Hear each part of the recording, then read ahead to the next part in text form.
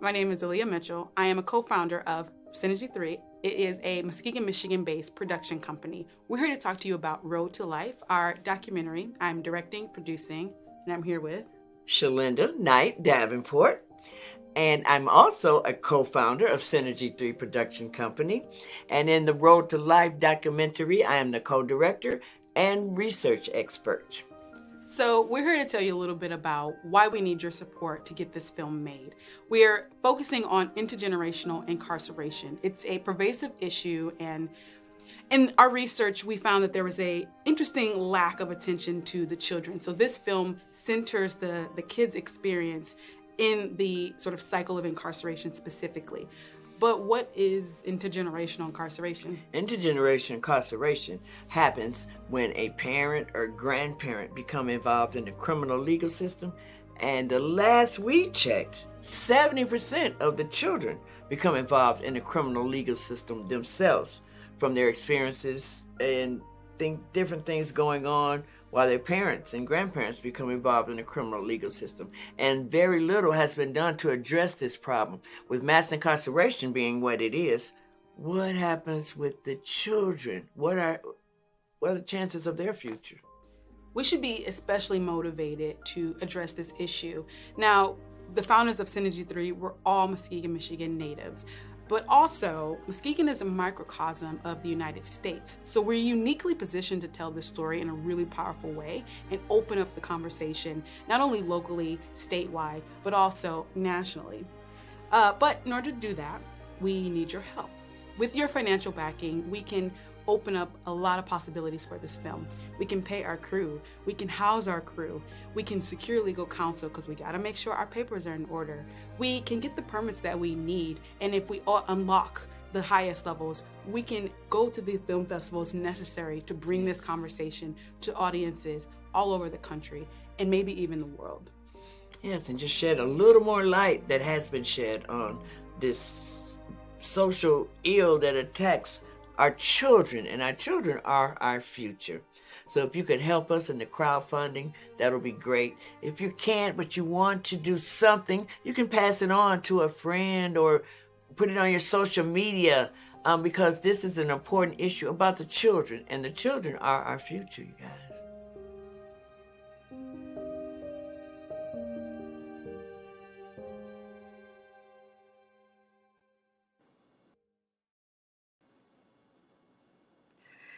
Hello, everybody. It's Desi, Shanice, and I am back.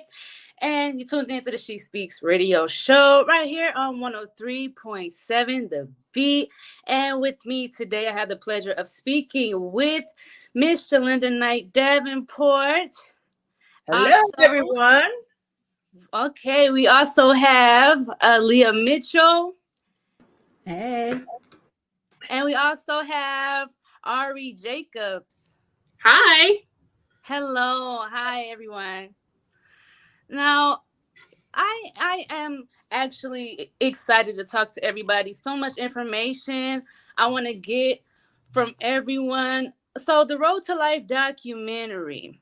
I understand that both of you guys, Aaliyah and Ms. Davenport, you guys are the co-founders of the Synergy 3 production company here in Muskegon. Can you talk a little bit about that? First of all, I want to say Ari is a co-producer. That's why it's Synergy 3. It's all three of us. So Ari is also a co-founder and a director and producer also. But Leah can go more into what we are and what we do. Yeah, so we're a company that's really focused on social engagement and social justice projects. And so Road to Life is the first in an onslaught, if you will, of projects that are going to tackle really interesting and underexplored topics in the Muskegon area, and then hopefully going further out. And so unfortunately, there's a lot of people who have stories of incarceration that we can speak to. So Road to Life is just the first project we have. It's going to talk about incarceration. So we've got a lot of interesting public engagement type projects that we're going to produce. Yes.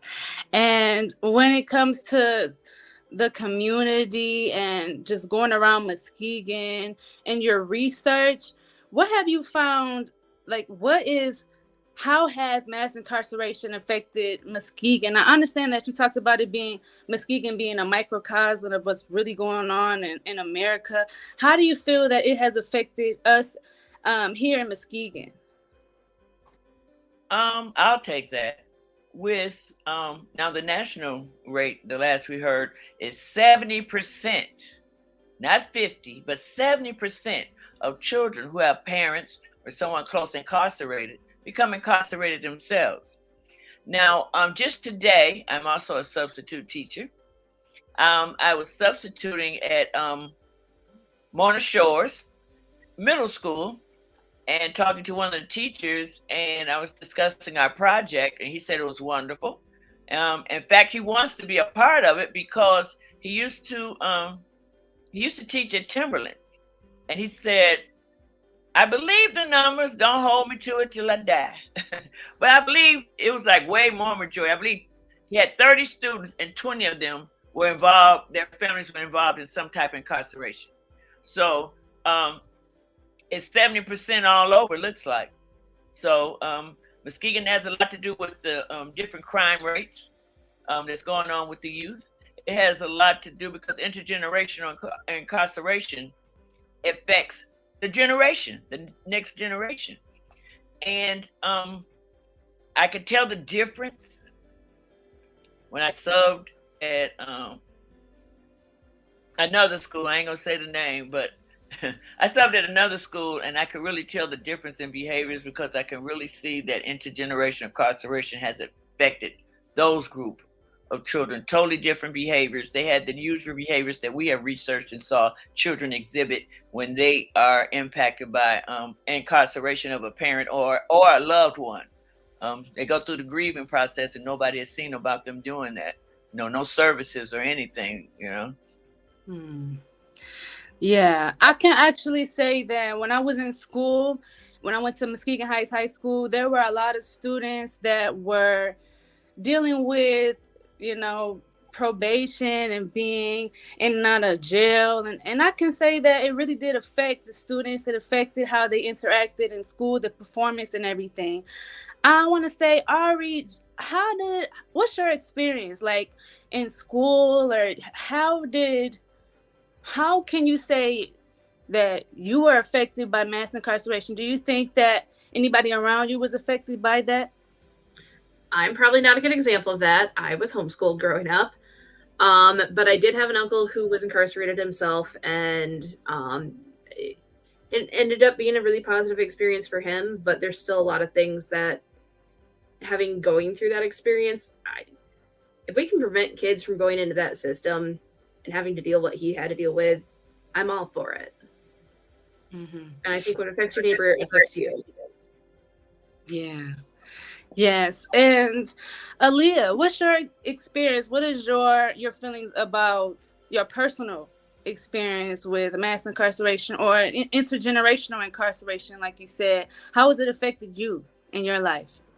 Yeah, I mean, I think it's interesting. It's such a pervasive issue that most people you meet are going to, they're going to have a story to tell, right? And unfortunately, I have family members who have been incarcerated. Excuse me, one minute, Aaliyah. Yeah. Your sound is your phone or something. I can't wave with my phone. What's that? My phone's static. Yours is staticky. My phone's not. I don't know. Maybe your earphones or something. Ari couldn't hear us with her earphones. Maybe it's the headphones. When you move, maybe the cord is. I am not sure. I do have a fan running in the back. I can move it. It's static. It's static. It's here and go, here and go, here and go. I don't know. Can you do it without Can you do it without the earphones? Not necessarily. I mean, I can hear y'all. Right, but we hear static. That's all we hear. We hear you, then we hear static, you, static, you, static.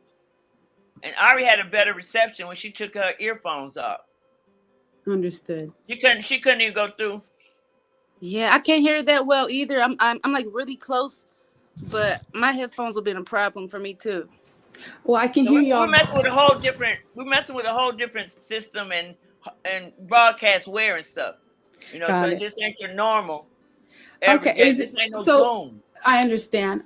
Can we? Looks like we should keep going though. Am I I hear at you now. least? I hear you better now. Okay. Yeah, Well, I now didn't. whatever you did now ain't no static. I just I was looking at the chat. So I guess to answer your question, unfortunately, I've had a lot of experience, not a lot of personal experience, but I do know people and I had classmates and family members who were touched by this issue. I will say I sort of had my head down in a way growing up because I was really interested in like art and music and works and stuff.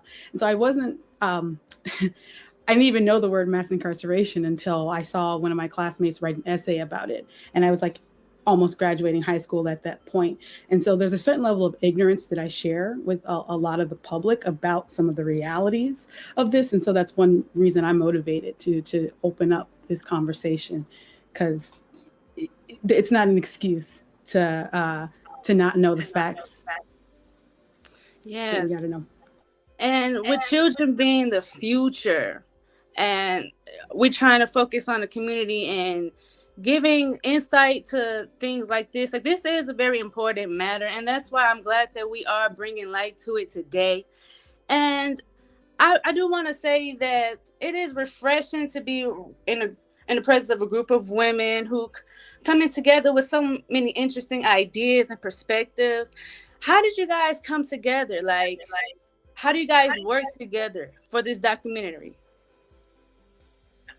Like, how do you Well, like we've been how working like are you together. guys all putting your minds together? We've been working together Mhm. on several film projects since like 2013.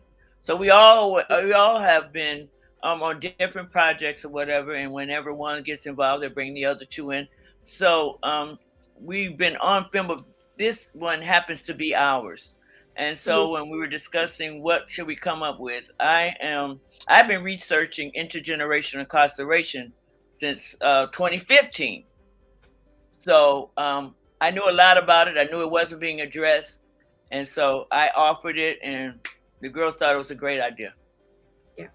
Yeah. Okay. So I want to take it back a little bit because I met Miss Shalinda and I met Aaliyah a couple years back in 2015. We all went to a road trip with 1037 to B. We went to the Million Man March, and it was a good experience. I got to learn a lot about both you two. Aaliyah, I know that you were studying linguistics at the time, and that was something that really stood out to me the most about you. I'm like, this girl is going places. I just thought you were so interesting. And then Miss Shalinda, I just think you're so wise, and the fact that I just feel that your spirit is welcoming, and I love to actually like interview people. But anyways, getting back into more of the Road to Life documentary, I'm glad that you guys are working together. I must say that because I feel that you guys do have great chemistry together, even just talking to you guys both. And Ari Jacobs, Yeah. I'm glad. I know that you have a good, experience of these two women as well. Oh, And great. yes, yes. So, like, what is your background? Like, what interests you in this subject, with the intergenerational incarceration? Uh, for one, getting to work with these two again is such a dream, and I'm glad we're going forward with this officially. Sorry. Every time you say anything, and I'm there. But this is also such a huge and important topic, and it's concerning our children. Why not be a part of it? Why not do something for the better? I graduated at Grand Valley a few years ago for film and TV production. MCC is where I met Shalinda and Aaliyah for technical broadcast multimedia. We met in a TV production class and kind of kept going with it. And yeah, love to be in that film and video business. So you talk about the children. I hear a little bit of feedback. It's maybe it's not okay.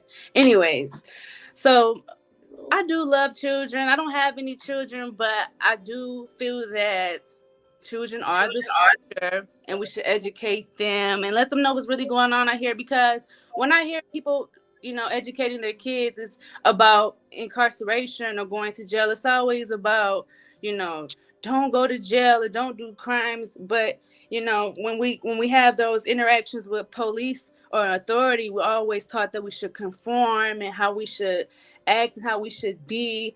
And how does that being taught at home, how does that translate to like society? Like, because everybody's being taught different things, everybody come from different homes and everything, but how do we come together and teach? What should we really be teaching?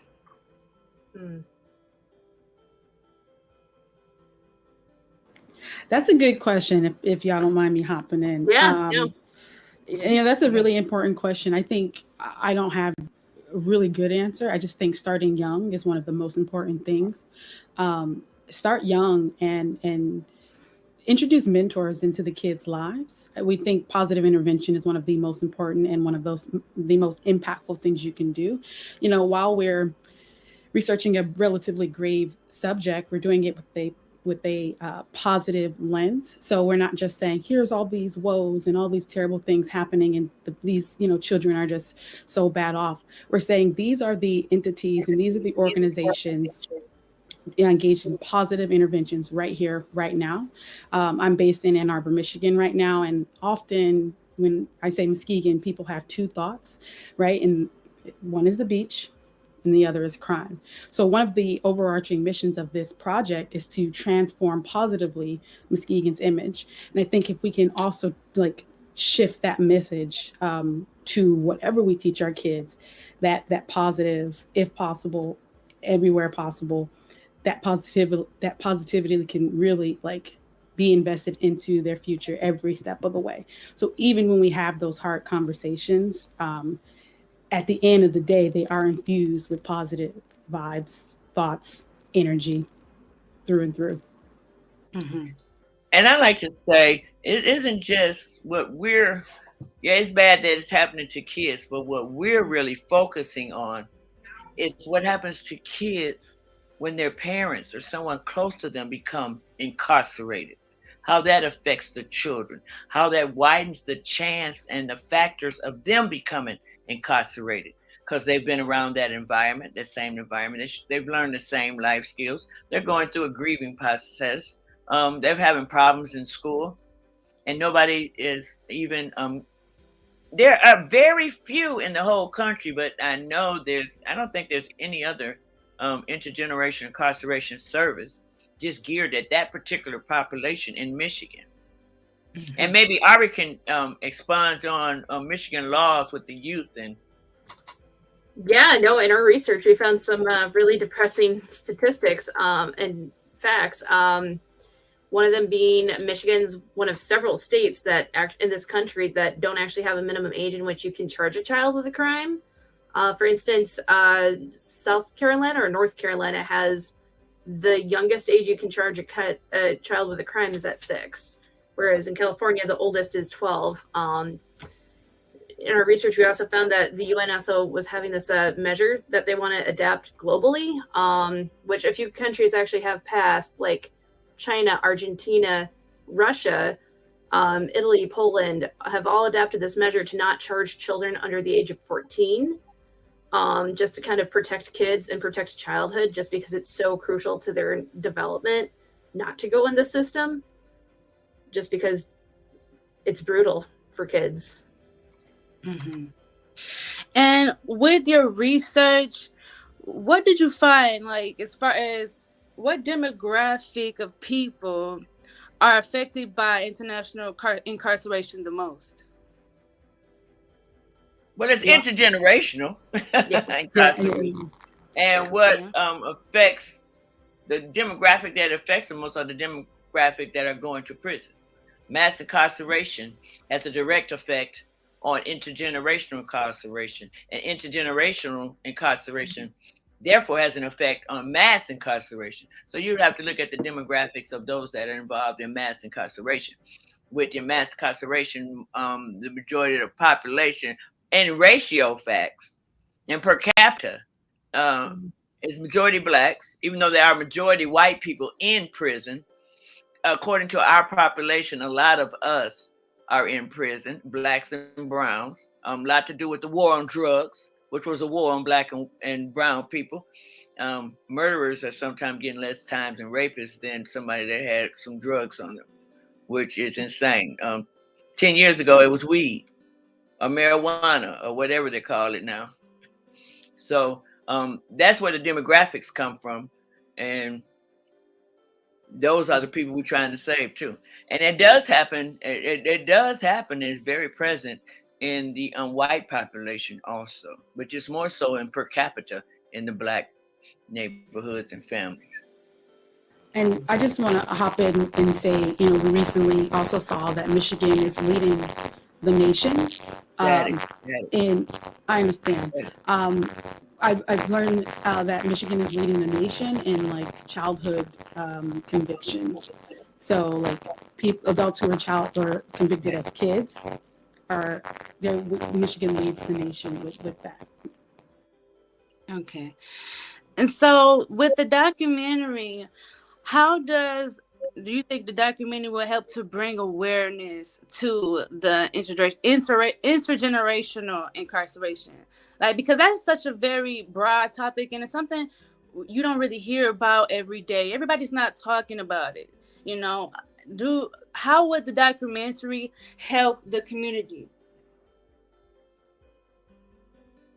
Like, in what different ways, as far as like children? The documentary will help children because we do plan on showing this in many high schools and many middle schools, if Lord's will and God say the same.